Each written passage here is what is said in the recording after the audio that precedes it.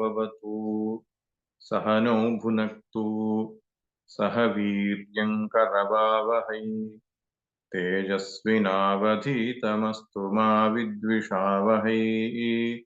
ॐ शान्ति शान्ति शान्तिः।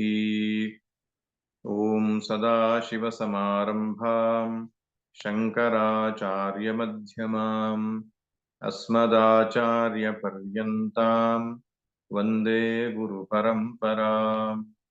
श्रुतिस्मृतिपुराणानाम् आलयं करुणालयं नमामि भगवत्पादशङ्करं लोकशङ्करम्। हरि ओಂ। ಕಠೋಪನಿಷತ್ತಿನ ಪ್ರಥಮ ಅಧ್ಯಾಯದ 3ನೇ ವಲ್ಲಿಯ 10 ಮತ್ತು 11ನೇ ಮಂತ್ರಗಳನ್ನು ನಾವು ನೋಡಿದ್ದೇವೆ ಹಿಂದಿನ ತರಗತಿಯಲ್ಲಿ. ಆ 2 ಮಂತ್ರಗಳಲ್ಲಿ ವಿಷ್ಣುವಿನ ಪರಮಪದ ಅಭಯದ ಆ ತೀರ ಅಥವಾ ಎಲ್ಲಿಗೆ ಹೋದ ಮೇಲೆ ನಾವು ಹಿಂತಿರುಗಿ ಬರುವುದಿಲ್ಲವೋ ಅಂತಹ ಒಂದು ಸ್ಥಾನ ಇದು ಯಾವುದು ಎನ್ನುವಂತಹ ಒಂದು ಪ್ರಶ್ನೆ ಬಂದಾಗ ಅದನ್ನ ಸ್ಪಷ್ಟವಾಗಿ ನಿರೂಪಣೆ ಮಾಡಿರ್ತಕ್ಕಂತಹ ಮಂತ್ರ ಇದು. ಪಂಚಕೋಶಗಳಿಗೆ ಅತೀತವಾದ, ಪಂಚಕೋಶಗಳಿಗೆ ಸಾಕ್ಷಿಯಾದ, ಪ್ರತ್ಯಗಾತ್ಮವಾದ ಮತ್ತು ಎಲ್ಲವನ್ನೂ ವ್ಯಾಪಿಸಿರತಕ್ಕಂತಹ ಯಾವೊಂದು ಚೇತನ ವಸ್ತು ಇದೆ ಆ ಆತ್ಮನೇ ವಿಷ್ಣು ಪದ ಎಂಬುದಾಗಿ ಕಠೋಪನಿಷತ್ ಸ್ಪಷ್ಟಪಡಿಸುತ್ತದೆ. ಮತ್ತೆ ಸಾ ಕಾಷ್ಠ ಸಾ ಪರಾಗತಿ ಎಂಬುದಾಗಿ ಮೋಕ್ಷಕ್ಕೆ ಯಾವ್ಯಾವ ಶಬ್ದಗಳನ್ನು ಬಳಸಿದ್ದಾರೆ? ಪರಾಗತಿ ಎನ್ನುವ ಶಬ್ದವನ್ನು ಬಳಸಿದ್ದಾರೆ. ಅಂದರೆ ಶ್ರೇಷ್ಠವಾದಂತಹ ಪ್ರಾಪ್ತಿಯದು. ಕೈವಲ್ಯ, ನಿರ್ವಾಣ, ಅಪವರ್ಗ, ಅಮೃತತ್ವ, ಮೋಕ್ಷ, ಹಾಗೆ ವಿಷ್ಣು ಪದ ಎನ್ನುವ ಶಬ್ದವನ್ನು ಬಳಸಿದ್ದಾರೆ. ಪರಾಗತಿ ಎನ್ನುವ ಶಬ್ದವನ್ನು ಬಳಸಿದ್ದಾರೆ. ಅಭಯಂ ಪಾರಂ, ಅಭಯಸ್ಯ ಪಾರಂ ಎಂಬುದಾಗಿ ಬರುತ್ತೆ. ಅಂದ್ರೆ ಅಭಯತ್ವ ಪ್ರಾಪ್ತಿ ಅಂತ ಹೇಳ್ಬೋದು. ಹೀಗೆ ಅಂಥದ್ದೊಂದು ಸ್ಥಿತಿ ಕಾಲಾಂತರ ದೇಶಾಂತರದಲ್ಲಿ ಪಡ್ಕೊಳ್ಳುವಂಥದ್ದು. ಅಂದ್ರೆ ಕಾಲ ಅಂತರ ಅಂದ್ರೆ ಅನ್ಯ ಕಾಲ, ಅನ್ಯ ದೇಶದಲ್ಲಿ ಪಡ್ಕೊಳ್ಳುವಂಥದ್ದಲ್ಲ. ಈಗಾಗಲೇ ನಮ್ಮ ಮನಸ್ಸು ಬುದ್ಧಿಗೆ ಸಾಕ್ಷಿಯಾಗಿರುವಂತಹ ಆ ಚೈತನ್ಯ ವಸ್ತುವೇ ವಿಷ್ಣುವಿನ ಪದವಾಗಿದೆ ಹಾಗೆಂಬುದಾಗಿ ನಮಗೆ ಅದನ್ನ ತೋರಿಸಿಕೊಟ್ಟಿದೆ. ಮತ್ತು ಅದಕ್ಕಿಂತ ಮಿಗಿಲಾದದ್ದು, ಶ್ರೇಷ್ಠವಾದದ್ದು ಇನ್ಯಾವುದೂ ಇಲ್ಲ. ಆತ್ಮವೇ ಅತ್ಯಂತಿಕವಾದಂತಹ ಶ್ರೇಷ್ಠವಾದ ಸ್ಥಿತಿ. ಯಾಕಂದ್ರೆ ಅದಕ್ಕಿಂತ ಹೊರತಾಗಿ ಇನ್ನೊಂದು ಇದೆ ಅಂತ ನಾವು ಹೇಳಿದ್ರೆ ಅದು ಹೇಗೆ ಗೋಚರ ಆಗುತ್ತೆ ನಮಗೆ? ಅದು ಸಾಕ್ಷಿ ಭಾಷ್ಯವೋ ಅಥವಾ ಅಲ್ಲವೋ ಅನ್ನೋದು ಪ್ರಶ್ನೆ ಬರ್ತದೆ. ಅದು ಸಾಕ್ಷಿ ಭಾಷ್ಯವಾಗಿದ್ರೆ ಸಾಕ್ಷಿಯ ಅಧೀನದಲ್ಲಿಯೇ ಅದು ತೋರುವಂಥದ್ದಾಗ್ತದೆ. ಸಾಕ್ಷಿಯ ಅಧೀನದಲ್ಲಿ ಅದು ತೋರುವಾಗ ಅದಕ್ಕಿಂತ ಕೆಳಮಟ್ಟದ್ದಾಗ್ತದೆ. ಆದ್ದರಿಂದ ದ ಅಲ್ಟಿಮೇಟ್ ಸಿಯರ್, ಎಲ್ಲವನ್ನ ಆತ್ಯಂತಿಕವಾಗಿ ನೋಡುವ ದೃಷ್ಟ ಯಾವ ಸಾಕ್ಷಿ ಇದ್ದಾನೋ ಅವನೇ ಅಂತಿಮವಾದ ಸತ್ಯವಾಗಿರುತ್ತೆ. ಅದಕ್ಕಿಂತ ಹೊರತಾದ ಇನ್ಯಾವ ಸತ್ಯವೂ ಇರ್ಲಿಕ್ಕೆ ಸಾಧ್ಯ ಇಲ್ಲ. ಸಗುಣ ಬ್ರಹ್ಮವೂ ಕೂಡ ಆ ಸಾಕ್ಷಿ ಬ್ರಹ್ಮ ಅಂತ ಏನಿದೆಯೋ, ಸರ್ವಸಾಕ್ಷಿಯಾದ ಬ್ರಹ್ಮ ಆ ಅರ್ಥದಲ್ಲಿ, ಅದರ ಮುಂದೆ ಇದು ಅಪರವೇ ಆಗ್ತದೆ. ಅಪರ ಅಂದ್ರೆ ಕೆಳಮಟ್ಟದ್ದಾಗ್ತದೆ ಸಗುಣ ಬ್ರಹ್ಮವೂ ಕೂಡ. ಆದ್ದರಿಂದ ಆ ನಿರ್ಗುಣ ಬ್ರಹ್ಮವೇ ಎಲ್ಲದಕ್ಕೂ ಸಾಕ್ಷಿಯಾಗಿರತಕ್ಕಂಥದ್ದು. ಅದೇ ಆತ್ಯಂತಿಕವಾದ ಶ್ರೇಷ್ಠವಾದ ವಸ್ತು ಎಂಬುದಾಗಿ ಉಪನಿಷತ್ತು ನಮಗೆ ಸ್ಪಷ್ಟಪಡಿಸುತ್ತೆ. ಇನ್ನು ಮುಂದಿನ ಮಂತ್ರದಲ್ಲಿ ಅದನ್ನು ಪಡೆದುಕೊಳ್ಳುವ ಸಾಧನೆಯ ಕುರಿತಾಗಿ ನಮಗೆ ತಿಳಿಸಿಕೊಡುತ್ತೆ. ಇದು ಬಹಳ, ಈ ಎಲ್ಲ ಮಂತ್ರಗಳು ಬಹಳ ಬಹಳ ಮುಖ್ಯವಾದಂತಹ ಮಂತ್ರಗಳಾಗಿವೆ. ಕಂಠಸ್ಥ ಮಾಡಲಿಕ್ಕೆ ಅರ್ಹವಾದಂತಹ ಮತ್ತು ಕಂಠಸ್ಥ ಮಾಡಿಕೊಳ್ಬೇಕಾದ ಮಂತ್ರಗಳಾಗಿವೆ. 12ನೇ ಮಂತ್ರ ನೋಡೋಣ. ಏಷ ಸರ್ವೇಷು ಭೂತೇಷು ಗೂಢೋತ್ಮಾನ ಪ್ರಕಾಶತೆ ದೃಶ್ಯತೆ ತ್ವಗ್ರಯಾ ಬುದ್ಧ್ಯಾ ಸೂಕ್ಷ್ಮಯಾ ಸೂಕ್ಷ್ಮದರ್ಶಿಭಿಃ. ಆತ್ಮನು ಗೂಢನಾಗಿದ್ದಾನೆ, ಅವನು ಸುಲಭವಾಗಿ ಪ್ರಕಾಶಿಸುವವನಲ್ಲ ಎನ್ನುವಂಥ ಒಂದು ಮಾತಿದೆ. ಆತ್ಮನ್ ನೋಡೋದು ಸುಲಭ ಅಲ್ಲಪ್ಪ ಅಂತ. ಅದೇನು ಜನರು ಸಾಮಾನ್ಯವಾಗಿ ಆಡಿದ ಮಾತು, ಶ್ರುತಿಯೇ ಅದನ್ನ ಹೇಳುತ್ತೆ. ಯಥೋ ವಾಚೋ ನಿವರ್ತಂತೆ ಪ್ರಾಪ್ಯ ಮನಸಾ ಸಹ ನೈವ ವಾಚಾನ ಮನಸ.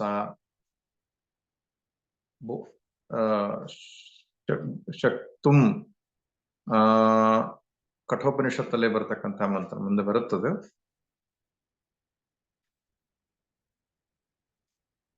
ಹಾಗೆ ನ ಸಂದೃಶೇ ತಿಷ್ಠತಿ ರೂಪಮಸ್ಯ ನ ಚಕ್ಷುಷಾ ಪಶ್ಯತಿ ಕಶ್ಚನೈನಂ ಹೃದಾ ಮನೀಷಾ ಮನಸಾಭಿಕ್ಲುಪ್ತೋ ವಿದುರಮೃತಾಸ್ತೆ ಭವಂತಿ.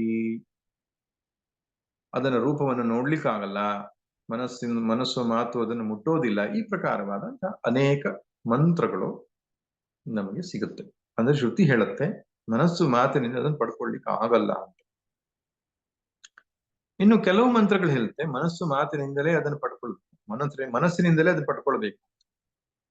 ಮನಸಾ ಇವ ಅನುದ್ರಷ್ಟವ್ಯ.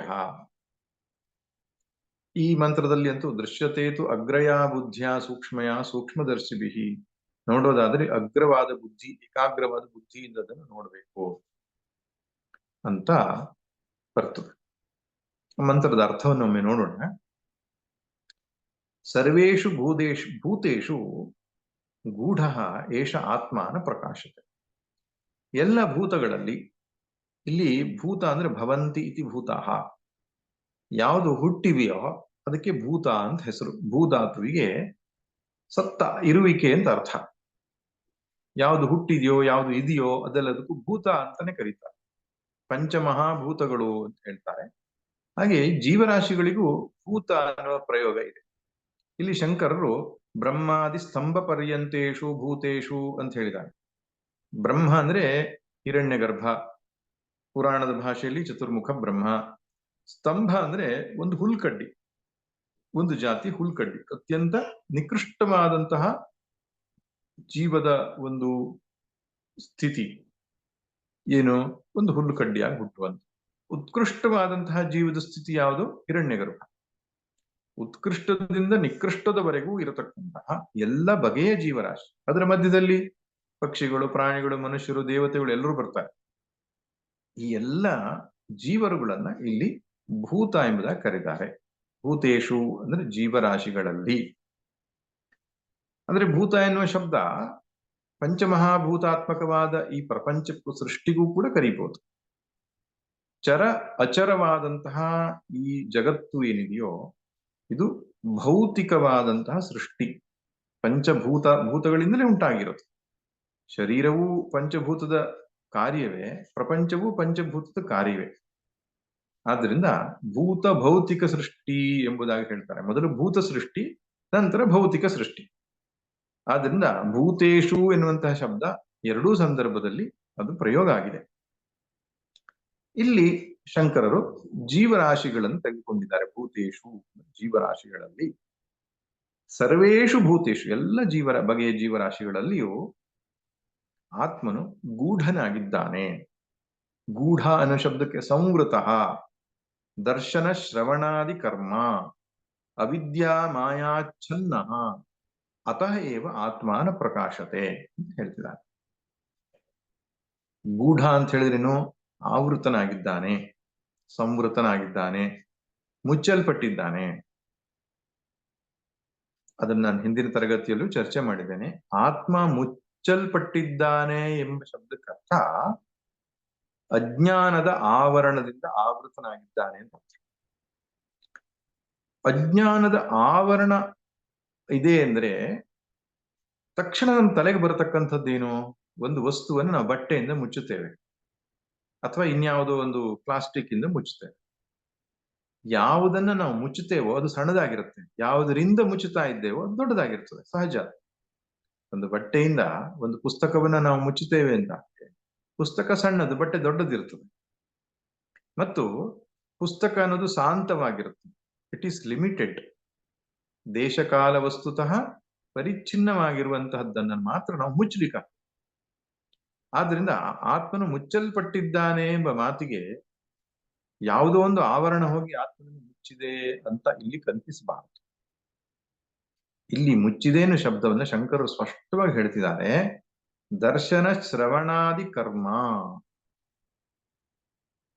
ನಾನು ನೋಡ್ತೇನೆ, ನಾನು ಕೇಳ್ತೇನೆ, ನಾನು ಮಾತಾಡ್ತೇನೆ, ನಾನು ಕೂತ್ಕೊಂಡಿದ್ದೇನೆ, ನಾನು ಹೋಗ್ತೇನೆ, ನಾನು ಬರ್ತೇನೆ, ಈ ರೀತಿ ಅಧ್ಯಸ್ಥವಾಗಿ ಮಾಡಿಕೊಂಡು ಆತ್ಮನ ಮೇಲೆ ಶರೀರ ಮನಸ್ಸು ಮುಂತಾದಂತಹ ಉಪಾಧಿಗಳನ್ನ ಆರೋಪಿಸಿಕೊಂಡು ಅಜ್ಞಾನದಿಂದಾಗಿ ನಾವು ಏನು ದೇಹಾತ್ಮ ಬುದ್ಧಿಯನ್ನ, ಇಂದ್ರಿಯಾತ್ಮ ಬುದ್ಧಿಯನ್ನ ಅಥವಾ ಮನಸ್ಸು ಬುದ್ಧಿ ತಾದಾತ್ಮ್ಯವನ್ನ ಪಡ್ಕೊಂಡು ಏನ್ ವ್ಯವಹಾರ ಮಾಡ್ತಿದ್ದೇವೆ ಅದೇ ಆವರಣ ಅಂತ.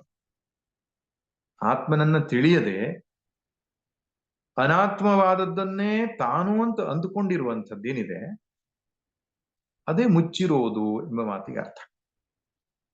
ಸರಳವಾಗಿ ಹೇಳೋದಾದ್ರೆ, ನಾನು ಆತ್ಮನನ್ನ ತಿಳಿದಿಲ್ಲ, ಆತ್ಮನು ನನಗೆ ಗೊತ್ತಾಗ್ತಾ ಇಲ್ಲ ಅನ್ನುವಂಥ ಒಂದು ತಿಳುವಳಿಕೆ ಏನಿದೆ, ಅಜ್ಞಾನ ಏನಿದೆ, ಅದೇ ಆವರಣ. ಆದ್ರೆ ಇನ್ ಬೇರೆ ಯಾವ ರೀತಿಯಿಂದಲೂ ಆತ್ಮನು ಮುಚ್ಚಲ್ಪಟ್ಟಿಲ್ಲ. ಅವಿದ್ಯಾ ಆವರಣಕ್ಕೆ ಹೊರತಾಗಿ ಯಾವ ಆವರಣವೂ ಇಲ್ಲ.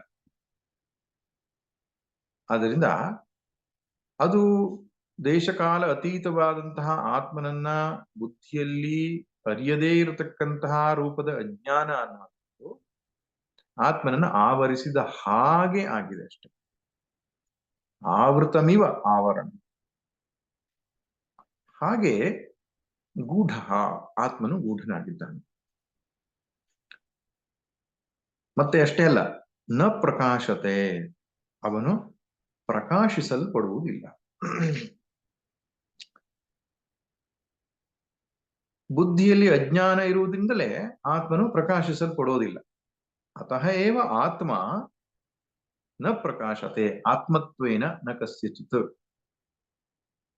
ಇವನು ನನ್ನ ಆತ್ಮ ಎಂಬುದಾಗಿ ಯಾರಿಗೂ ಪ್ರಕಾಶಿಸಲ್ಪಡೋದಿಲ್ಲ. ಯಾಕೆ? ಅಜ್ಞಾನದ ಆವರಣ ಇದೆ. ಶಂಕರರು ಅವಿದ್ಯಾ ಮಾಯಾಚ್ಛನ್ನ ಅಂತ ಹೇಳ್ತಾರೆ. ಅವಿದ್ಯೆ ಮತ್ತು ಮಾಯೆಯಿಂದ ಆಚ್ಛಾದಿಸಲ್ಪಟ್ಟಿದ್ದಾನೆ ಅಂತ. ಅದನ್ನ ಎರಡು ರೀತಿಯಿಂದ ತೆಗೆದುಕೊಳ್ಬಹುದು, ಅವಿದ್ಯೆ ಮತ್ತು ಮಾಯೆ ಎಂಬ ಮಾತು. ಅವಿದ್ಯೆ ಅಂದ್ರೆ ನನಗ ಆತ್ಮನು ತಿಳಿದಿಲ್ಲ ಅಂತ ಹೇಳುವಂತ. ಮಾಯೆ ಅಂದ್ರೆ ಶರೀರಾದಿಗಳೇ ನಾನು ಎನ್ನುವಂತಹ ಅಧ್ಯಾಸ. ಆತ್ಮನ್ನ ತಿಳಿದೇ ಇರೋದು ಅವಿದ್ಯೆ, ಅದರಿಂದ ಉಂಟಾದಂತಹ ಶರೀರಾದಿ ಅಭಿಮಾನಗಳು ಮಾಯ. ಹೀಗೆ ಅರ್ಥ ಮಾಡಬಹುದು. ಇನ್ನೊಂದು ಅರ್ಥ, ನಾಮರೂಪ ಕ್ರಿಯಾತ್ಮಕವಾದ ಪ್ರಪಂಚ ಏನಿದೆ ಅದು ಮಾಯೆ. ಈ ಶರೀರ ಮನಸ್ಸು ಬುದ್ಧಿಗಳಲ್ಲಿ ನಾನೆಂಬ ಭ್ರಾಂತಿ ಅವಿದ್ಯೆ. ಜಗತ್ತನ್ನ ನೋಡಿದಾಗ ನಮಗೆ ಬ್ರಹ್ಮರೂಪದಿಂದ ಜಗತ್ತು ಕಾಣ್ತಾ ಇಲ್ಲ. ಏನು ಕಾಣ್ತಾ ಇದೆ? ನಾಮ ರೂಪ ಕ್ರಿಯೆ ಕಾಣಿಸ್ತಾ ಇದೆ. ಸದ್ರೂಪದಿಂದ, ಅಧಿಷ್ಠಾನವಾದ ಸದ್ರೂಪದಿಂದ ಪ್ರಪಂಚವನ್ನು ನಾವು ಕಾಣ್ತಾ ಇದ್ದೀವಿ. ಆದ್ರಿಂದ ಏನ್ ಮಾಡಿದೆ? ಮಾಯೆ ಮುಚ್ಚಿದೆ ಪ್ರಪಂಚವನ್ನ. ಅಂದ್ರೆ ಸತ್ಯವಾದ ಬ್ರಹ್ಮವಸ್ತುವನ್ನ ಮಾಯೆ ಮುಚ್ಚಿದೆ. ಇನ್ನು ಶರೀರ ಮನಸ್ಸು ಬುದ್ಧಿಗಳಿಗೆ ಅಧಿಷ್ಠಾನವಾದ ಆ ಶುದ್ಧ ಚೈತನ್ಯ ವಸ್ತು ಏನಿದೆಯೋ ಅದನ್ನ ಅವಿದ್ಯೆ ಮುಚ್ಚಿದೆ. ಆದ್ರಿಂದ ವ್ಯಷ್ಟಿ ದೃಷ್ಟಿಯಿಂದ ಅವಿದ್ಯ, ಸಮಷ್ಟಿ ದೃಷ್ಟಿಯಿಂದ ಮಾಯ. ಆದ್ರಿಂದ ಅವಿದ್ಯಾ ಮಾಯೆಯಿಂದ ಪರಮಾತ್ಮನು ಸಂವೃತನಾಗಿದ್ದಾನೆ, ಮುಚ್ಚಲ್ಪಟ್ಟಿದ್ದಾನೆ ಅಂತ ಹೇಳಬಹುದು ಅಂತ ಶಂಕರ್ ಹೇಳ್ತಾರೆ. ಅದಕ್ಕೆ ಭಗವದ್ಗೀತೆಯ ಉದಾಹರಣೆ ಕೊಡ್ತಾರ. ನಾಹಂ ಪ್ರಕಾಶ ಸರ್ವಸ್ಯ ಯೋಗ ಮಾಯಾ ಸಮಾವೃತ. ಭಗವದ್ಗೀತೆ 7ನೇ ಅಧ್ಯಾಯದಲ್ಲಿ ಶ್ರೀಕೃಷ್ಣನೇ ಹೇಳ್ತಾನೆ, ನ ಅಹಂ ಪ್ರಕಾಶ ಸರ್ವಸ್ಯ, ನಾನು ಎಲ್ಲರಿಗೂ ತೋರಿ ಬರ್ತಾ ಇಲ್ಲ. ಯಾಕೆಂದ್ರೆ ಯೋಗ ಮಾಯಾ ಸಮಾವೃತ, ನನ್ನ ಯೋಗ ಮಾಯೆಯಿಂದ ಸಮಾವೃತನಾಗಿದ್ದೇನೆ, ಅಂದ್ರೆ ಮುಚ್ಚಲ್ಪಟ್ಟಿದ್ದೇನೆ ಅಂತ ಹೇಳ್ತಾರೆ. ಯೋಗ ಮಾಯೆಯಿಂದ ಮುಚ್ಚಲ್ಪಟ್ಟಿದ್ದೇನೆ. ಅಂದ್ರೆ ಅರ್ಥ ಏನು? ಅವಿದ್ಯೆಯಿಂದ, ಅವಿದ್ಯಾಜನಿತವಾದಂತಹ ಅಧ್ಯಾಸದಿಂದ ಮತ್ತು ಪ್ರಪಂಚದ ಸತ್ಯತ್ವವನ್ನು ತಿಳಿಯದೇ ಇರತಕ್ಕಂತಹ ರೂಪದ ಅಜ್ಞಾನದಿಂದ ಪರಮಾತ್ಮನು ಮುಚ್ಚಲ್ಪಟ್ಟಿದ್ದಾನೆ. ಹಾಗಾದ್ರೆ ಅದು ತೆರೆಯೋದು ಹೇಗೆ? ಅದರದ್ದು ಬೀಗದ ಕೈ ಎಲ್ಲಿದೆ? ಅದಕ್ಕಿಂತ ಮುಂಚೆ ಶಂಕರರು ಈ ಮಾಯೆಯ ಬಗ್ಗೆ ಒಳ್ಳೆ ಚಂದದ ಎಕ್ಸ್ಪ್ರೆಷನ್ ಅನ್ನು ಹೇಳ್ತಾರೆ. ಸಾಮಾನ್ಯವಾಗಿ ಶಂಕರ ಭಾಷೆಯಲ್ಲಿ ಅವರು ಪದಾರ್ಥವನ್ನ ಅಂದ್ರೆ ಪ್ರತಿ ಪದದ ಅರ್ಥವನ್ನ ಹೇಳ್ತಾ ಹೋಗ್ತಾರೆ. ಎಲ್ಲಾದ್ರೂ ಆಕ್ಷೇಪಗಳಿದ್ರೆ ಅದಕ್ಕೆ ಸಮಾಧಾನ ಹೇಳ್ತಾರೆ. ಅಂದ್ರೆ ಪೂರ್ವ ಪಕ್ಷಕ್ಕೆ ಸಂಬಂಧಪಟ್ಟಂತಹ ಯಾವ್ದಾದ್ರು ಆಕ್ಷೇಪಗಳನ್ನ ಒಡ್ಡುವಂತಹ ಸಂದರ್ಭಗಳಿದ್ರೆ ಅದಕ್ಕೆ ಉತ್ತರವನ್ನು ಕೊಟ್ಕೊಂಡು ಹೋಗ್ತಾರೆ. ಅದಕ್ಕೂ ಹೊರತಾದಂತಹ ವಿಶ್ಲೇಷಣೆ ಅದು ಅನಗತ್ಯ ಅಂತ ಹೇಳಿ ಅವ್ರು ಮಾಡಲ್ಲ. ಆದ್ರೆ ಈ ಸಂದರ್ಭದಲ್ಲಿ ಆ ಮಾಯೆಯ ಬಗ್ಗೆ ಹೇಳುವಾಗ ಚಂದದ ಕೆಲವು ಪಂಕ್ತಿಗಳನ್ನು ಹೇಳ್ತಾರೆ. ಅಹೋ ಅತಿ ಗಂಭೀರ ದುರವಗಾಹ್ಯ ವಿಚಿತ್ರಾಚೇಯಂ ಮಾಯ ಯದಯಂ ಸರ್ವೋ ಜಂತು ಪರಮಾರ್ಥತಃ ಪರಮಾರ್ಥ ಸತತ್ತತೋಪಿ ಏವಂ ಬೋಧ್ಯಮಾನಃ ಅಹಂ ಪರಮಾತ್ಮ ಇತಿ ನ ಗೃಹ್ಣಾತಿ ಅನಾತ್ಮಾನಂ ದೇಹೇಂದ್ರಿಯಾದಿ ಸಂಘಾತಂ ಆತ್ಮನೋ ದೃಶ್ಯಮಾನಮಪಿ ಘಟಾದಿವತ್ ಆತ್ಮತ್ವೇನ ಅಹಂ ಮನುಷ್ಯಪುತ್ರಃ ಇತ್ಯನುಚ್ಯಮಾನೋಪಿ ಗೃಹ್ಣಾತಿ. ಅವರ ಭಾಷ್ಯವೂ ಒಂದು ಕಾವ್ಯ ಇದ್ದ ಹಾಗೆ ಶಂಕರವತ್ತು. ಅಹೋ ಅತಿ ಗಂಭೀರ, ಅಬ್ಬಾ ಎಂತಹ ಗಂಭೀರ, ದುರವಗಾಹ್ಯ ಅದೇನು ಅರ್ಥ ಮಾಡ್ಕೊಳ್ಳಿಕ್ಕೆ ಕಷ್ಟ ಆಗಿರತಕ್ಕಂಥದ್ದು, ತಿಳಿಯಲು ಅಸದಳವಾಗಿರತಕ್ಕಂಥದ್ದು, ವಿಚಿತ್ರ ಅಂದ್ರೇನು ಬಗೆ ಬಗೆಯಾಗಿ ತೋರುವಂಥದ್ದು, ಮಗುವಾಗಿ, ತಾಯಿಯಾಗಿ, ತಂದೆಯಾಗಿ, ಪಶುವಾಗಿ, ಪಕ್ಷಿಯಾಗಿ, ಆಸ್ತಿಯಾಗಿ, ಮನೆಯಾಗಿ, ಬೇರೆ ಬೇರೆ ರೀತಿಯಲ್ಲಿ ನಮ್ಮ ಮುಂದೆ ಎದ್ದು ನಿಂತ್ಕೊಳ್ತಾ ಇರ್ತದೆ ಈ ಮಾಯೆ. ಎಲ್ಲೂ ಪರಮಾತ್ಮನಾಗಿ ತೋರೋದೇ ಇಲ್ಲ. ಪರಮಾತ್ಮನಾಗಿ ತೋರಿದ್ರೆ ಅಲ್ಲಿ ಮಾಯೆ ಎಲ್ಲಿದೆ? ಆದ್ರಿಂದ ಪರಮಾತ್ಮನನ್ನ ಮುಚ್ಚಿ ತಾನು ಬೇರೆ ಬೇರೆಯಾಗಿ ತೋರ್ತದೆ, ರಾಗದ್ವೇಷವಾಗಿ ತೋರ್ತದೆ, ಪ್ರಪಂಚದ ಆಸಕ್ತಿಯುತವಾದ ವಸ್ತುಗಳಾಗಿ ತೋರ್ತದೆ. ಪೇಟೆಗೆ ಹೋದ್ರಂತೂ, ಬಿಗ್ ಬಜಾರ್ ಮುಂತಾದ ಕಡೆಯಲ್ಲಿ ಹೋದ್ರಂತೂ ಬೇರೆ ಬೇರೆ ಸ್ಟಾಲ್ಗಳ ರೂಪದಲ್ಲಿ ತೋರುತ್ತೆ.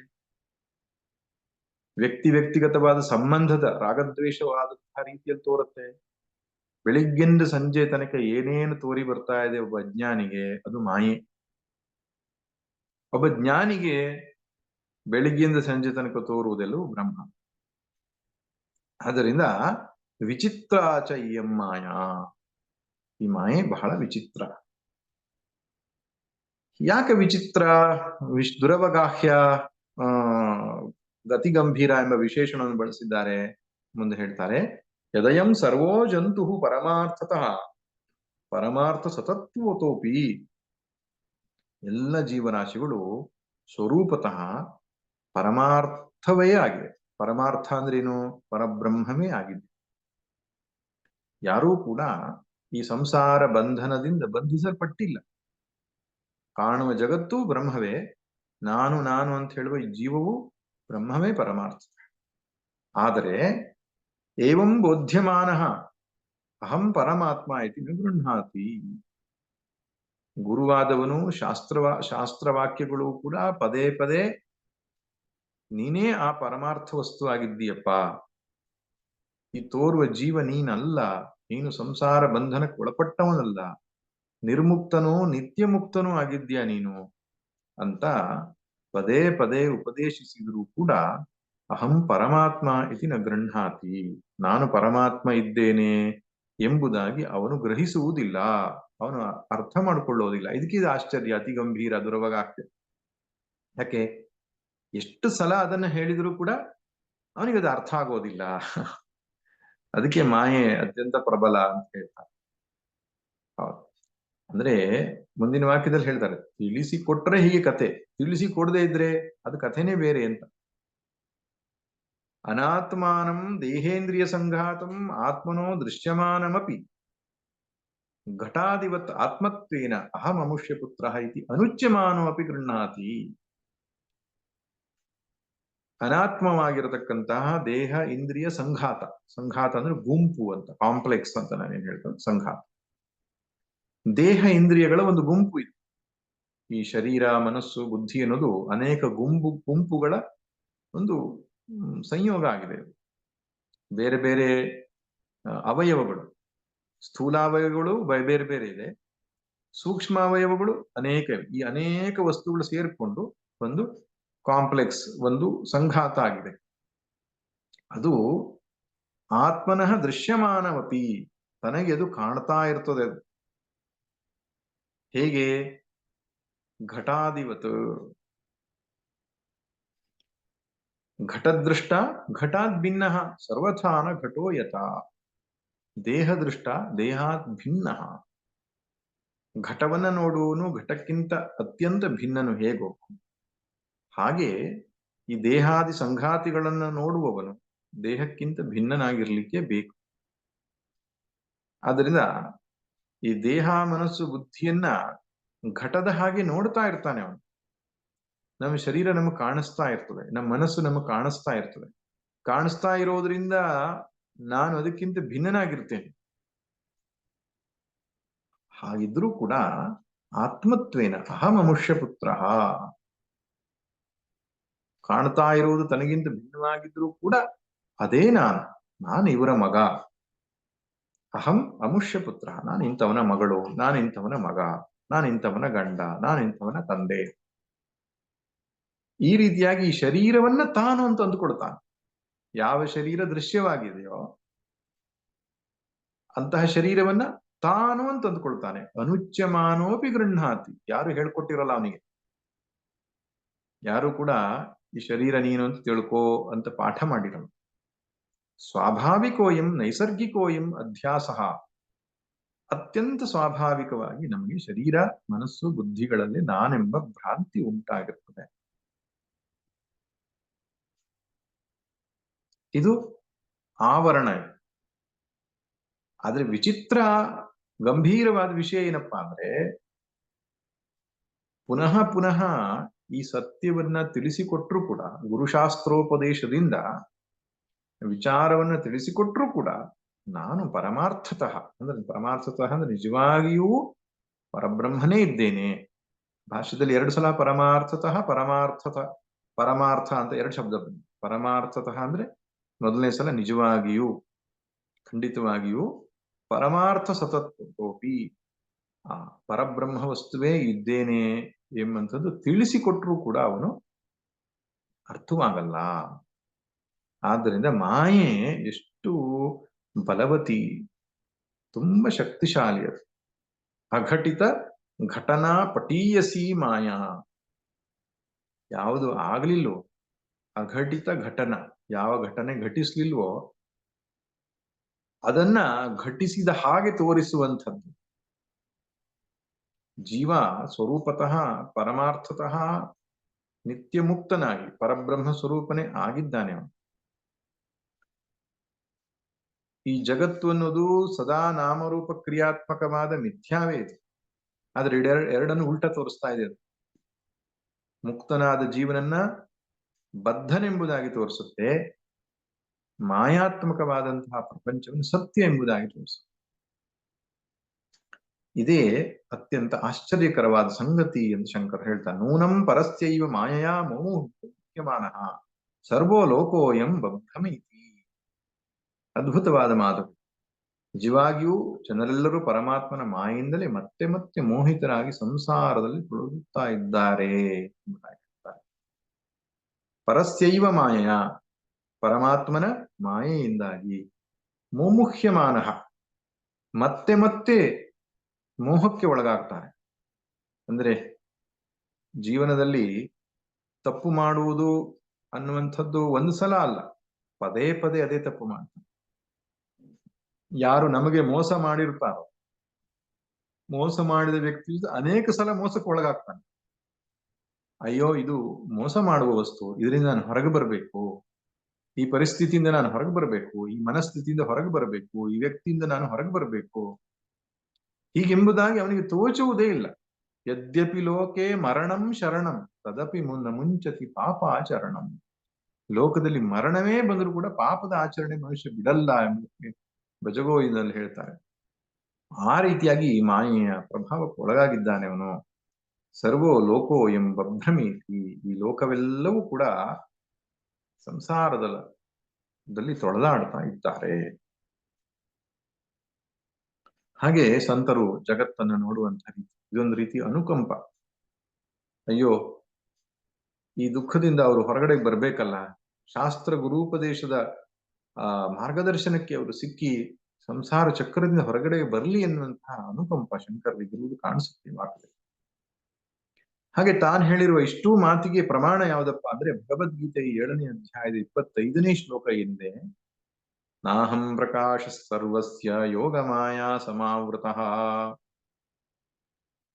ನಾನು ಯೋಗ ಮಾಯೆಯಿಂದ ಸಂವೃತನಾಗಿದ್ದೇನೆ, ಆದ್ದರಿಂದ ಅಷ್ಟು ಸುಲಭವಾಗಿ ನಾನು ತೋಚುವವನು.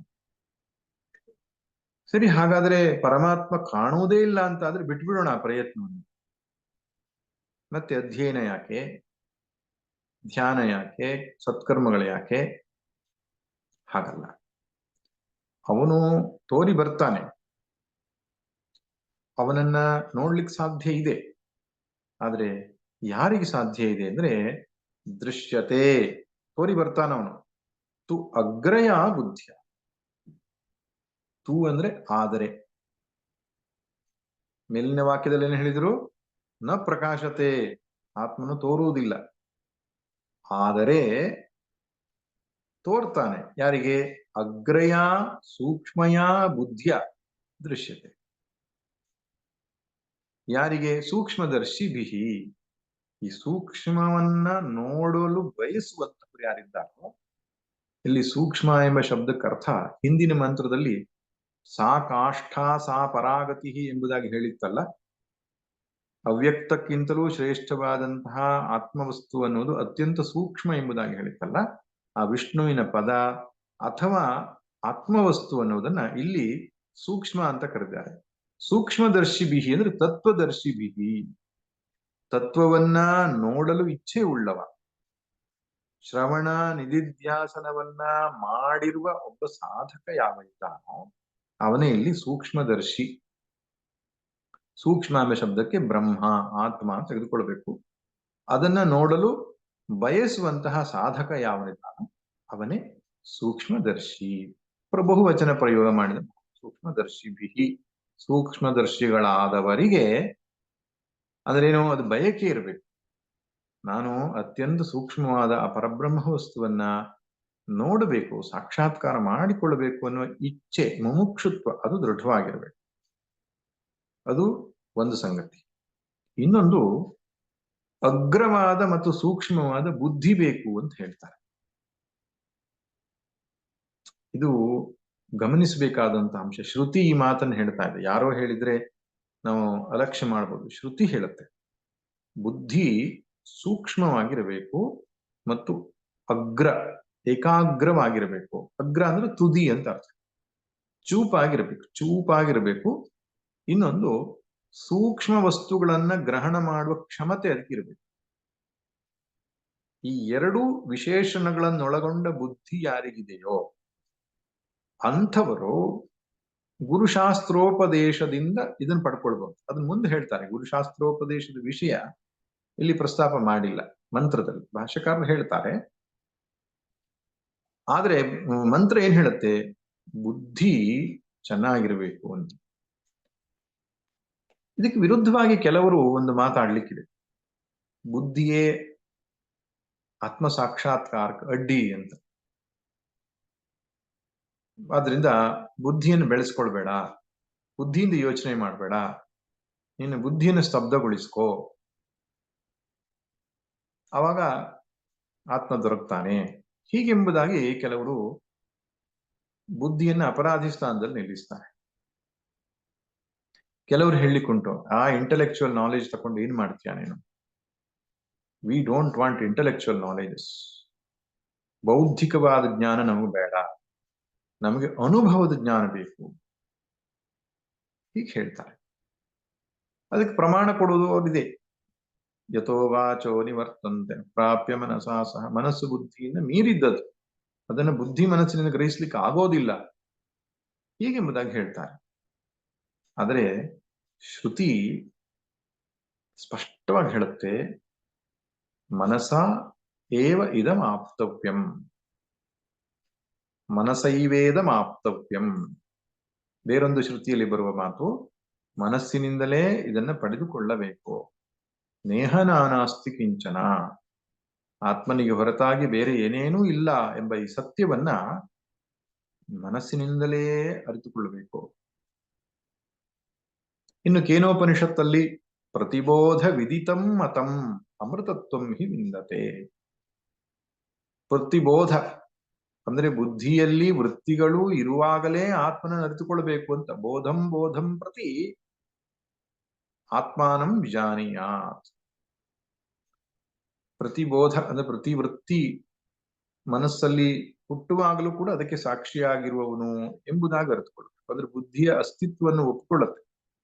ಇನ್ನು ಕಠೋಪನಿಷತ್ತು ಅಗ್ರಯ ಸೂಕ್ಷ್ಮಯ ದೃಷ್ಟಿಯ ಸೂಕ್ಷ್ಮದರ್ಶಿಭಿ ದೃಶ್ಯತೆ ಎಂಬುದಾಗಿ ಹೇಳುತ್ತೆ.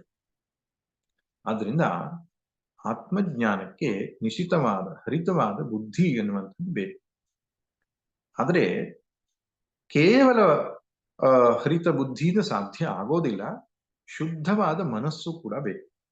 ಇದೆರಡು ಮುಖ್ಯವಾದ ಫ್ಯಾಕಲ್ಟಿ. ಅದರೊಟ್ಟಿಗೆ ಸಾಧನ ಚತುಷ್ಟಯ ಸಂಪನ್ನವಾದಂತಹ ಅಂತಃಕರಣ, ಹರಿತವಾದ ಬುದ್ಧಿ ಮತ್ತು ಗುರುಶಾಸ್ತ್ರಕ್ಕೆ ಶರಣಾಗುವಂಥದ್ದು, ಇದು ಮೂರು ಪ್ರಕ್ರಿಯೆಯಿಂದ ಆತ್ಮನ ಅರಿತುಕೊಳ್ಳಿಕ್ಕೆ ಸಾಧ್ಯ. ಹಿಂದೆಲ್ಲ ಈ ಶಾಸ್ತ್ರ ಪಾಠವನ್ನು ಮಾಡುವಾಗ ಮೀಮಾಂಸ, ನ್ಯಾಯ, ವ್ಯಾಕರಣ ಮುಂತಾದವುಗಳನ್ನು ಹೇಳಿಕೊಟ್ಟು ನಂತರ ವೇದಾಂತ ಪಾಠವನ್ನು ಮಾಡ್ತಾನೆ. ಏರಿಮೆ ಗುರುಭಿಃ ಪೂರ್ವಂ ಪದವಾಕ್ಯ ಪ್ರಮಾಣತಃ, ಶಂಕರ ಭಗವತ್ಪಾದರು ತೈತ್ರಿಯ ಭಾಷ್ಯಕ್ಕಿಂತ ಮೊದಲು ಬರೀತಾರೆ.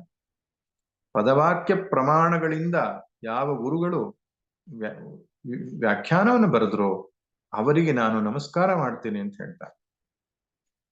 ಆದ್ದರಿಂದ ಈಗಲೂ ಕೂಡ ಶಂಕರರ ಪೀಠದಲ್ಲಿ ಬರತಕ್ಕಂತಹ ಆಚಾರ್ಯರುಗಳಿಗೆಲ್ಲ ಪದವಾಕ್ಯ ಪ್ರಮಾಣ ಪಾರಾವಾರಿಣ ಎಂಬುದಾಗಿ ಇರುವುದಿದೆ. ಅಲ್ಲಿ ಪದಶಾಸ್ತ್ರ ಅಂದ್ರೆ ವ್ಯಾಕರಣ ಶಾಸ್ತ್ರ, ವಾಕ್ಯಶಾಸ್ತ್ರ ಅಂದ್ರೆ ಮೀಮಾಂಸಾ ಶಾಸ್ತ್ರ, ಪ್ರಮಾಣ ಅಂದ್ರೆ ನ್ಯಾಯಶಾಸ್ತ್ರ.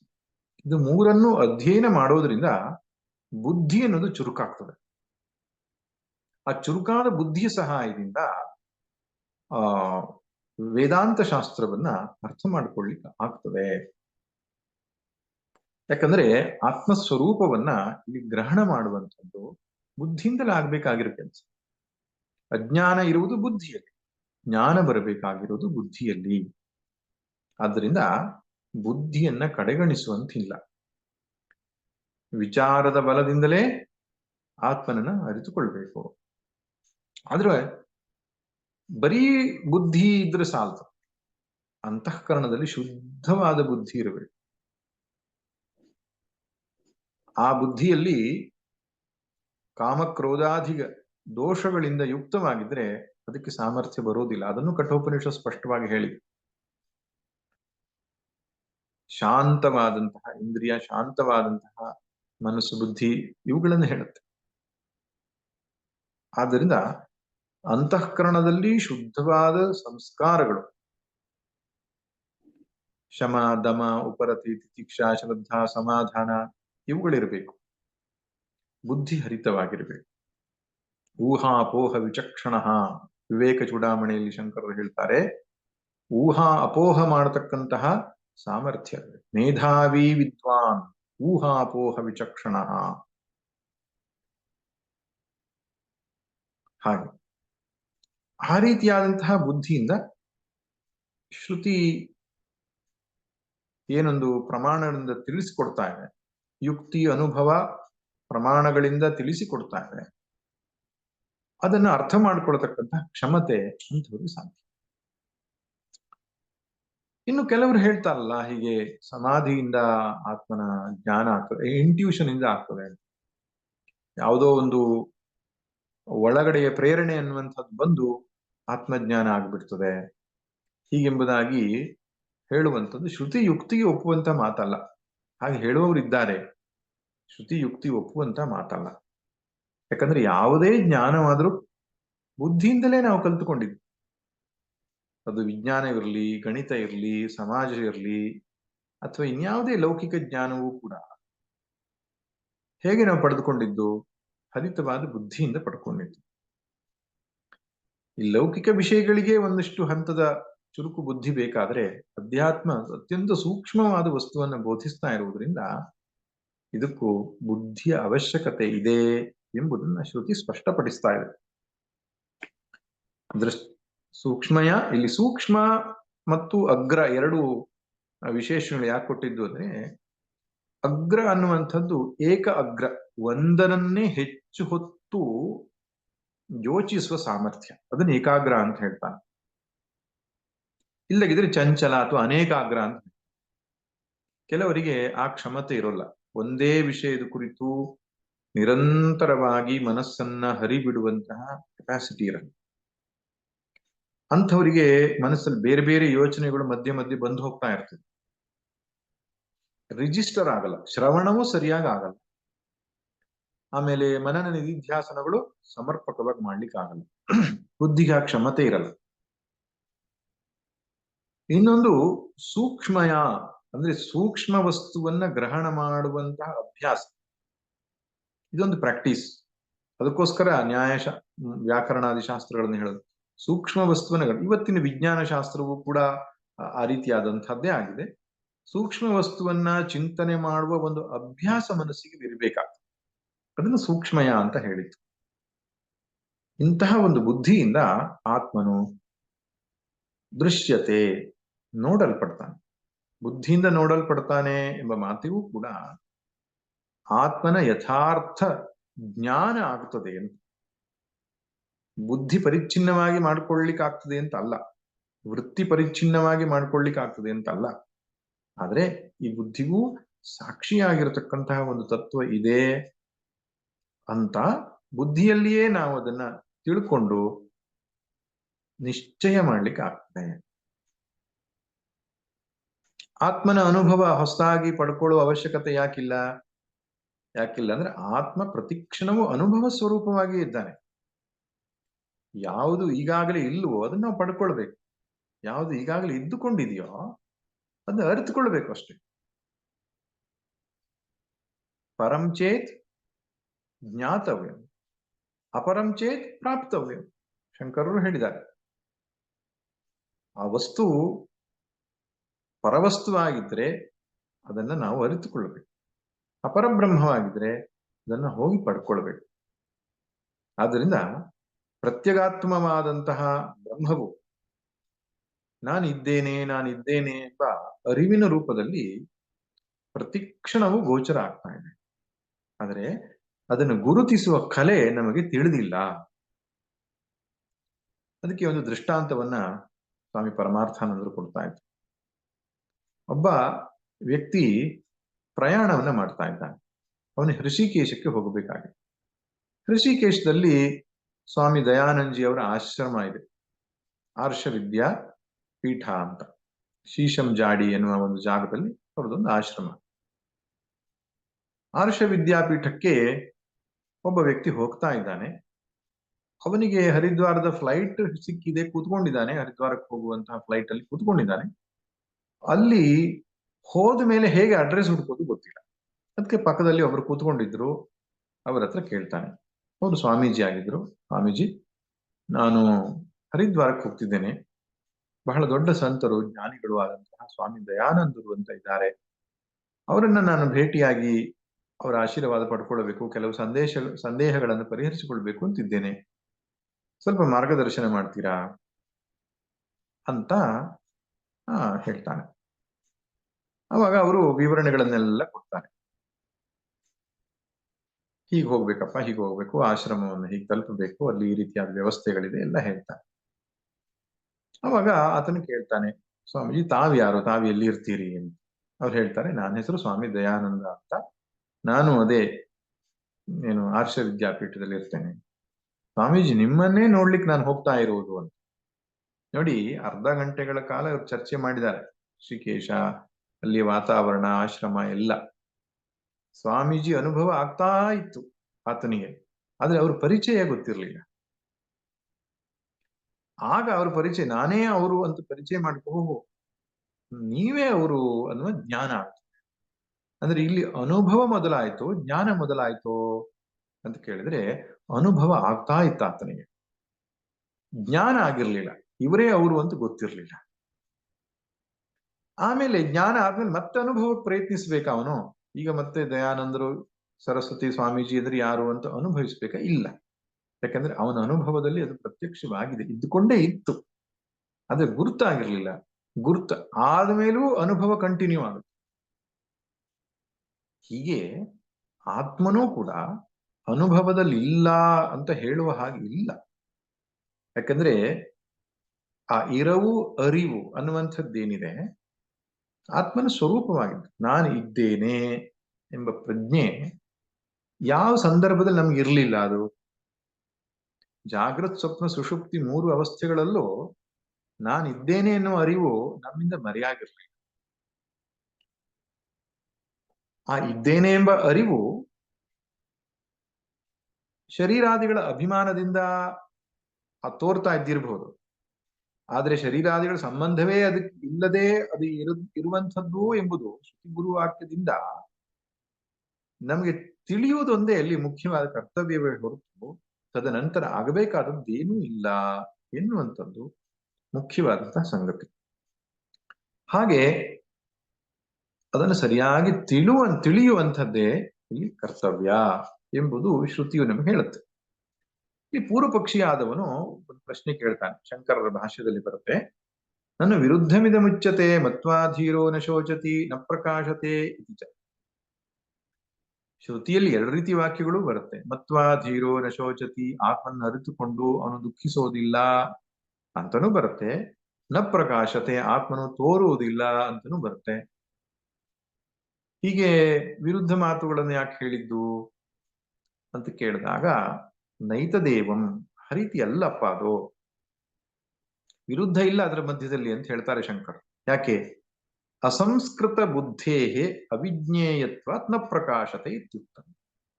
ಯಾವ ಬುದ್ಧಿಯು ಅಸಂಸ್ಕೃತವಾಗಿದೆಯೋ, ಅಂದ್ರೆ ಸಂಸ್ಕಾರ ಇಲ್ಲದ ಬುದ್ಧಿ. ಸಂಸ್ಕಾರ ಎನ್ನುವ ಶಬ್ದಕ್ಕೆ ಅರ್ಥ ಏನು?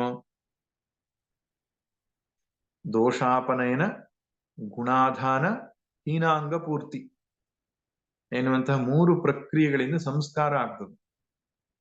ದೋಷಾಪನಯನ ಅಂದ್ರೇನು? ದೋಷವನ್ನು ದೂರ ಮಾಡೋದು. ಗುಣಾಧಾನ ಅಂದ್ರೇನು? ಒಂದಿಷ್ಟು ಗುಣವನ್ನ ಹಾಕೋದು. ಹೀನಾಂಗ ಪೂರ್ತಿ ಅಂದ್ರೇನು? ಏನಾದ್ರೂ ಅಂಗಗಳು ದೋಷ ಅಂದ್ರೆ ದೋಷ ಪೂರಿತವಾಗಿದ್ರೆ ಅದನ್ನು ಕೊಡುವಂಥದ್ದು, ಅಂಗವನ್ನ ಜೋಡಿಸುವಂಥದ್ದು. ಈ 3 ಪ್ರಕ್ರಿಯೆಗಳಿಂದ ಸಂಸ್ಕಾರ ಅಂತ ಆಗ್ತದೆ. ಈಗ ನಮ್ಮಲ್ಲಿ ಷೋಡಶ ಸಂಸ್ಕಾರಗಳಲ್ಲಿ ಹಾಗೆ ಆಗುತ್ತೆ. ಆ ವ್ಯಕ್ತಿಯ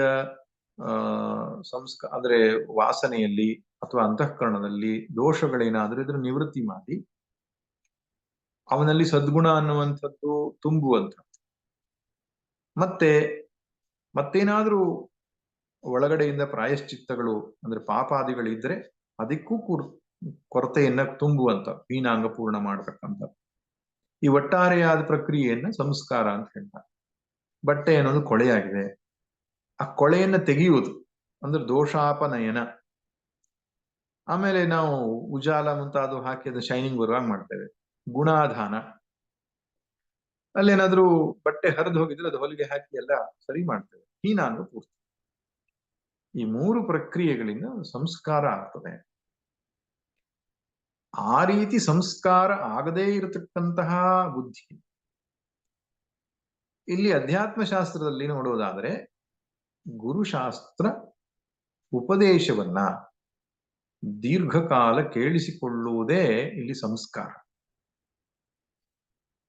ಸಾಧನ ಚತುಷ್ಟಯ ಸಂಪನ್ನನಾದಂತಹ ಸಾಧಕನು ಉಪನಿಷತ್ ಪ್ರಮಾಣವನ್ನ ಸಂಪ್ರದಾಯ ವಿಧರಾದಂತಹ ಆಚಾರ್ಯರ ಮುಖಾಂತರ ಅನೇಕ ವರ್ಷಗಳ ಕಾಲ ಕೇಳಿಸಿಕೊಂಡು ಬುದ್ಧಿಯಲ್ಲಿ ಒಂದು ರೀತಿಯ ಸಂಸ್ಕಾರವನ್ನ ಪಡೆದುಕೊಳ್ತಾನೆ. ಅಂಥವನಿಗೆ ಸುಸಂಸ್ಕೃತ, ಅಧ್ಯಾತ್ಮದ ದೃಷ್ಟಿಯಿಂದ. ಲೌಕಿಕ ದೃಷ್ಟಿಯಿಂದ ಸುಸಂಸ್ಕೃತ ಅನ್ನೋ ಶಬ್ದಕ್ಕೆ ಬೇರೆ ಅರ್ಥ. ಇಲ್ಲಿ ಆತ್ಮವಸ್ತುವನ್ನ ಗ್ರಹಣ ಮಾಡುವಂತಹ ಯೋಗ್ಯತೆಯನ್ನು ಹೊಂದಿರುವುದು ಸುಸಂಸ್ಕೃತ. ಇಲ್ಲದಿದ್ರೆ ಅಸಂಸ್ಕೃತ. ಈ ಸಂಸ್ಕಾರ ಇಲ್ಲದಗಿದ್ದಂತಹ ಬುದ್ಧಿಗೆ ಅವಿಜ್ಞೇಯತ್ವಾತು, ಅದಕ್ಕೆ ತಿಳಿಲಿಕ್ಕೆ ಸಾಮರ್ಥ್ಯ ಬರಲ್ಲ. ಆದ್ದರಿಂದ ನ ಪ್ರಕಾಶತೆ ಅಂತ ಅಂತವ್ರು ನೋಡ್ಕೊಂಡು ಹೇಳಿತು. ಸಾಧನ ಚತುಷ್ಟಯ ಸಂಪನ್ನನಲ್ಲದ, ಗುರುಶಾಸ್ತ್ರ ಅನುಗ್ರಹೀತನಲ್ಲದ ವ್ಯಕ್ತಿ ಇಲ್ಲಿ ಅಸಂಸ್ಕೃತ. ದೃಶ್ಯತೇತು ಸಂಸ್ಕೃತಯ ಅಗ್ರಮಿವ ಅಗ್ರತಯ. ಸಂಸ್ಕೃತವಾದಂತಹ ಬುದ್ಧಿ ಗುರುಶಾಸ್ತ್ರೋಪದೇಶದಿಂದ ನಿಶಿತವಾದಂತಹ ಸೂಕ್ಷ್ಮ ವಸ್ತುವನ್ನ ಗ್ರಹಣ ಮಾಡುವಂತ ಕ್ಷಮತೆ ಉಳ್ಳಂತಹ ಬುದ್ಧಿ ಏನಿದೆಯೋ ಅದಕ್ಕೆ ಇದು ಸಿಗುತ್ತೆ ಎಂಬ ಕಾರಣಕ್ಕೆ ಅದು ಏನು ಆತ್ಮನು ದೃಶ್ಯತೆ ಎಂಬುದಾಗಿ ಬಳಸಿದ್ದಾರೆ. ಅಂದ್ರೆ ತೋರುವುದಿಲ್ಲ ಎಂಬ ಮಾತಿಗೆ ಏನರ್ಥ, ತೋರ್ತಾನೆಂಬ ಮಾತಿಗೆ ಏನರ್ಥ ಎಂಬುದನ್ನು ಸ್ಪಷ್ಟಪಡಿಸಿದ್ದಾರೆ ಶಂಕರ. ಇನ್ನು ಮುಂದಿನ ಮಂತ್ರ ಬಹಳ ಮುಖ್ಯವಾದಂತಹ ಒಂದು ಮಂತ್ರ. ಒಬ್ಬ ಸಾಧಕನು ನಿಧಿಧ್ಯಾಸನವನ್ನು ಹೇಗೆ ಮಾಡಬೇಕು ಎಂತ ಹೇಳುವ ಮಂತ್ರ. ನಿಧಿಧ್ಯಾಸನ, ಅಧ್ಯಾತ್ಮ ಯೋಗ ಅಥವಾ ಬ್ರಹ್ಮಾಭ್ಯಾಸ, ಆತ್ಮಾಭ್ಯಾಸ, ಈ ಅನೇಕ ಶಬ್ದಗಳಿಂದ ಕರೆಯಲ್ಪಡ್ತಕ್ಕಂತಹ ಸಾಧನೆ ಏನಿದೆ ಅದನ್ನ ಶ್ರುತಿ ಎಷ್ಟು ಸುಂದರವಾಗಿ ವರ್ಣಿಸುತ್ತೆ ನೋಡಿ. 13ನೇ ಮಂತ್ರ. ಯಚ್ಚೇದ್ವಾಂ ಮನಸಿ ಪ್ರಾಜ್ಞಸ್ತದ್ಯಚ್ಚೇ ಜ್ಞಾನ ಆತ್ಮನಿ, ಜ್ಞಾನಮಾತ್ಮನಿ ಮಹತಿ ನಿಯಚ್ಚೇ ತದ್ಯಚ್ಚೇ ಚಾಂತ ಆತ್ಮನಿ. ಮಂತ್ರದ ಅರ್ಥವನ್ನು ನೋಡೋಣ. ಯಚ್ಚೇತ್, ಯಚ್ ಅನ್ನುವ ಧಾತುವಿಗೆ ಅರ್ಥ ಉಪಸಂಹರೇತು, ಒಳಗೆಳೆದುಕೊಳ್ಳಬೇಕು ಅಂತ, ಹಿಡಿದಿಡಬೇಕು, ಕಂಟ್ರೋಲ್ ಮಾಡಬೇಕು ಅಂತ ನಾವು ಹೇಳ್ತೇವಲ್ಲ ಹಾಗೆ. ವಾಕ್ ಮನಸ್ಸಿ ಯಚ್ಚೇತ್, ಮಾತನ್ನ ಮನಸ್ಸಿನಲ್ಲಿ ಹಿಡಿದಿಡಬೇಕು, ಉಪಸಂಹಾರ ಮಾಡಬೇಕು, ಒಳಗೆ ಎಳೆದುಕೊಳ್ಳಬೇಕು ಅಂತ. ಇಲ್ಲಿ ವಾಕ್ ಎಂಬ ಶಬ್ದದ ಮೂಲಕ ಸಕಲ ಇಂದ್ರಿಯಗಳನ್ನು ನಾವು ಲೆಕ್ಕಕ್ಕೆ ತೆಗೆದುಕೊಳ್ಬೇಕು. ಅದಕ್ಕೆ ಉಪಲಕ್ಷಣ ಅಂತ ಹೇಳ್ತಾರೆ. ಯಾವುದೋ ಒಂದು ವಸ್ತುವನ್ನು ಮಾತ್ರ ಅವ್ರು ತೋರಿಸ್ತಿರ್ತಾರೆ, ಅದ್ರ ಜೊತೆಗಿರುವ ಬೇರೆಲ್ಲ ಸಂಗತಿಗಳನ್ನು ನಾವು ಸೇರಿಸಿಕೊಳ್ಳಬೇಕು. ವಾಣಿಯನ್ನ ಮನಸ್ಸಲ್ಲಿ ನೆಲೆ ನಿಲ್ಲಿಸಬೇಕು ಅಂತ ಹೇಳಿದ್ದಾರೆ. ಆದ್ರೆ ಕಣ್ಣನ್ನ, ಕಿವಿಯನ್ನ, ಮೂಗನ್ನ, ಚರ್ಮವನ್ನ ಮತ್ತು ಕರ್ಮೇಂದ್ರಿಯ ಪಂಚಕಗಳನ್ನ ಎಲ್ಲವನ್ನೂ ಕೂಡ ಅದರ ಮೂಲವಾದಂತಹ ಮನಸ್ಸಿನಲ್ಲಿ ಲಯಗೊಳಿಸಬೇಕು, ಹಿಂತಿರುಗಿಸಬೇಕು. ಅದನ್ನು ಪ್ರತ್ಯಾಹಾರ ಎಂಬುದಾಗಿ ಯೋಗದಲ್ಲಿ ಹೇಳ್ತಾರೆ. ಪ್ರತಿ ಆಹಾರ, ಒಳಗೆ ಎಳೆದುಕೊಳ್ಳೋದು ಅಂತ ಅರ್ಥ. ಇಂದ್ರಿಯಗಳನ್ನ ಮನಸ್ಸಲ್ಲಿ ಹಿಡಿದಿಡಬೇಕು. ತದ್ಯಚ್ಛೆ ಜ್ಞಾನ ಆತ್ಮನಿ, ಮನಸ್ಸನ್ನ ಬುದ್ಧಿಯಲ್ಲಿ ಹಿಡಿದಿಡಬೇಕು. ಇಲ್ಲಿ ಜ್ಞಾನ ಆತ್ಮ ಅಂದ್ರೆ ಬುದ್ಧಿ. ಜ್ಞಾನ ಆತ್ಮನಿ ಮಹತಿನಿ ಅಚ್ಚೇತ್, ಬುದ್ಧಿಯನ್ನ ಮಹತ್ತತ್ವದಲ್ಲಿ ಹಿಡಿದಿಡಬೇಕು. ಮಹತ್ತತ್ವ ಅಂದ್ರೆ ನಾವು ಹಿಂದಿನ ತರಗತಿ ನೋಡಿದೆವು, ಹಿರಣ್ಯ ಗರ್ಭತತ್ವ. ತದ್ಯಚ್ಛೇತ್ ಶಾಂತ ಆತ್ಮನಿ, ಆ ಹಿರಣ್ಯ ಗರ್ಭಾತ್ಮ ಎನ್ನುವಂತಹ ಒಂದು ಅಭಿಮಾನವನ್ನು ಕೂಡ ಶಾಂತ ಆತ್ಮವಾದಂತಹ ಸಾಕ್ಷಿ ಚೈತನ್ಯ ಪರಬ್ರಹ್ಮ ಅದರಲ್ಲಿ ನಾವು ಲಯಗೊಳಿಸಬೇಕು ಅಂತ, ನಾವು ಹಿಂದಕ್ಕೆ ಮರಳಬೇಕು ಅಂತ ಹೇಳ್ತಿದ್ದಾರೆ. ಅಧ್ಯಾತ್ಮ ಸಾಧನೆ ಅಂದ್ರೆ ಹಿಂದಕ್ಕೆ ಮರಳೋದು, ಸಂಸಾರ ಅಂದ್ರೆ ಮುಂದಕ್ಕೆ ಹೋಗೋದು. ನೋಡಿ ಎಷ್ಟು ವಿಚಿತ್ರ. ಹಿಂದೂಗಳು ನಮ್ಮ ದೃಷ್ಟಿಯಲ್ಲಿ ಹಿಂದಕ್ಕೆ ಮರಳಬೇಕು ಅಂದ್ರೆ ಆತ್ಮನೆಡೆಗೆ ಮರಳಬೇಕು ನಾವು. ಸಂಸಾರದೆಡೆಗೆ ಹೊರಳುವಂಥದ್ದು, ವಿಷಯ ವಸ್ತುಗಳ ಕಡೆಗೆ ಮನಸ್ಸನ್ನು ಹೊರಳುವಂಥದ್ದು ಬಂಧನಕ್ಕೆ ಕಾರಣ. ಆದ್ದರಿಂದ ತನ್ನ ಮೂಲಕ್ಕೆ ತಾನು ಹೋಗಿ ನಿಂತುಕೊಳ್ಳಬೇಕಾದ್ರೆ ಒಂದೊಂದರ ಅಭಿಮಾನವನ್ನ ಕಳಚಿಕೊಂಡು ಬರಬೇಕು. ಒಳಗೆ ಬಾ ಅಂತ ಒಬ್ರು ಸ್ವಾಮಿಗಳು ಹೇಳ್ತಾ ಇದ್ರು ಉಪನ್ಯಾಸ. ಒಳಗೆ ಬಾ, ಒಳಗೆ ಬನ್ನಿ. ಅದನ್ನ ಅನೇಕ ಬಾರಿ ಕೇಳಿದಂತ ಶಿಷ್ಯರು ಕೇಳ್ತಾ ಇದ್ರು, ಒಳಗೆ ಬರೋದು ಹೇಗೆ? ಸ್ವಾಮಿಗಳು ಒಳಗೆ ಬಾ ಅಂತ ಹೇಳ್ತಾರ, ಹೊತ್ತು ಒಳಗೆ ಹೋಗೋದು ಹೇಗೆ? ಒಳಗೆ ಹೋಗುವ ಪ್ರಕ್ರಿಯೆಯನ್ನ ಇಲ್ಲಿ ಉಪನಿಷತ್ತು ಹೇಳ್ತಾ ಇದೆ. ಪ್ರಾಜ್ಞಹಾನ್ ಪ್ರಕರ್ಷೇಣ ಜಾನಾತಿ ಇತಿ ಪ್ರಾಜ್ಞ. ಚೆನ್ನಾಗಿ ತಿಳಿದುಕೊಂಡಿರುವವನು ಅಂದ್ರೆ ಅರ್ಥ ಶ್ರವಣ ಮನನಾದಿಗಳನ್ನ ಮಾಡಿ ನಿಧ್ಯಾಸನಕ್ಕೆ ಸಿದ್ಧನಾದಂಥವನಲ್ಲಿ ಪ್ರಾಜ್ಞ ಎಂಬ ಶಬ್ದದಿಂದ ಕರೆದ. ಅವನು ತನ್ನ ಒಂದೊಂದೇ ಅಭಿಮಾನವನ್ನು ಕಳಚಿಕೊಳ್ಳುತ್ತಾ ಸ್ವರೂಪದಲ್ಲಿ ಹೋಗಿ ನಿಲ್ಲಬೇಕು. ಆ ಸ್ವರೂಪಾವಸ್ಥಿತಿ ಆತ್ಮಾವಸ್ಥಿತಿ ಏನಿದೆಯೋ ಅದನ್ನೇ ಮೋಕ್ಷ ಅಂತ ಕರೆಯುವಂಥದ್ದು. ಮುಕ್ತಿ ಎಂಬುದು ಮನದ ಸಂಸ್ಥಿತಿಯೇ ಬೇರಲ್ಲ, ರಕ್ತಿ ವಿಪರೀತವದಕ್ಕಾಗದಿರೆ ಮುಕ್ತಿ. ಮನದ ಸಂಸ್ಥಿತಿ ಅದು. ಈಗ ಆ ಅಂತಃಕರಣ ಅನ್ನುವಂಥದ್ದು ಹೊರಗಡೆ ಕೂತ್ಕೊಂಡ್ಬಿಟ್ಟಿದೆ. ಎಷ್ಟು ಹೊರಗಡೆ ಕೂತ್ಕೊಂಡಿದೆ ಅಂದ್ರೆ ಪುತ್ರ ಮಿತ್ರ ಕಳತ್ರಾದಿಗಳಲ್ಲಿ ಕೂತ್ಕೊಂಡಿದೆ ಅದು. ಕಾರು ಮನೆ ಸೈಟುಗಳಲ್ಲಿ ಕೂತ್ಕೊಂಡ್ಬಿಟ್ಟಿದೆ. ಅದಕ್ಕೆ ಸಾಮಾನ್ಯವಾಗಿ ಮಮಕಾರ ಅಂತ ಹೇಳ್ತಾರೆ. ಈ ಅಹಂ ಬುದ್ಧಿ ಅನ್ನೋದು ಈ ಬಾಹ್ಯ ವಸ್ತುಗಳಲ್ಲಿ ಕೂತ್ಕೊಂಡಾಗ ಮಮ ಅನ್ನುವಂತಹ ಒಂದು ಪ್ರತ್ಯಯ ಪಡ್ಕೊಳ್ತದೆ. ಆದ್ರೆ ಅಹಂಕಾರದ ವಿಸ್ತಾರವೇ ಅದು. ನಾನು ಎನ್ನುವ ಭಾವ ಹೊರಗಡೆ ಪ್ರಪಂಚದಲ್ಲಿ ಅಂಟುಕೊಂಡು ಕೂತ್ಕೊಂಡಿದೆ, ಅದರಿಂದ ಬಿಡಿಸ್ಕೊಳ್ಬೇಕು ಮತ್ತೆ. ಅದನ್ನ ವೈರಾಗ್ಯ ಅಂತ ಹೇಳ್ತಾರೆ. ಆಮೇಲೆ ದೇಹಕ್ಕೆ ಬಂದು ಕೂತ್ಕೊಂಡು ಬಿಡತ್ತೆ ದೇಹಾಭಿಮಾನ.